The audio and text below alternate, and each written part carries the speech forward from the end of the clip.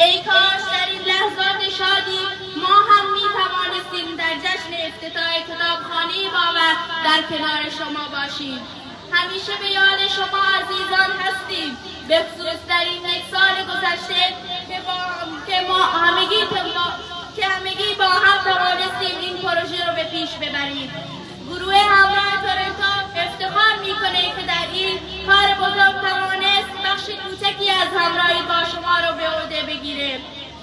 ولی اگر تلاش مداوم و بی‌وقفه شما عزیزان نبود، هیچ وقت چنین کار بزرگی انجام پذیر نمیشد.